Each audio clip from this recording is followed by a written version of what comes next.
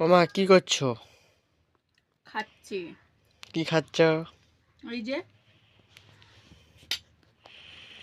আজকের দুপুরের খাবার। আজকে আমার উপবাস নয়, মানে ব্রত। তো আজকের দিনে আমি এটা খাই। বলে একাদশী উপবাস। আর তোমরা কেউ কোনো খারাপ কমেন্ট করো না। একাদশী উপবাস করে অনেকে একটা ফল খেয়ে থাকে, অনেকে কিছু না খেয়ে থাকে, অনেকে হয়তো সিদ্ধ সবজি খায়, আবার কেউ তরকারি করে খায়। অনেকে যে যেমন পারে। আমি ঠিক জানি না কোনটা কি হলে কি হয়, আমি বলতে পারবো না।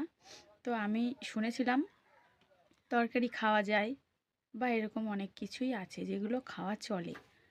তা আমি তেল খাই না। যে কোনো সবজি সিদ্ধ করে সন্ধক লবণ দিয়ে কাঁচা লঙ্কা আর লেবু দিয়ে সেটা খাই একাদশী ব্রতের দিনে। তো যদি কোনো ভুল হয়ে থাকে, কেউ কোনো খারাপ কমেন্ট করো না। তোমরা যদি কোনো কিছু জেনে থাকো আমাকে জানিয়ে যেও। ওকে, টাটা।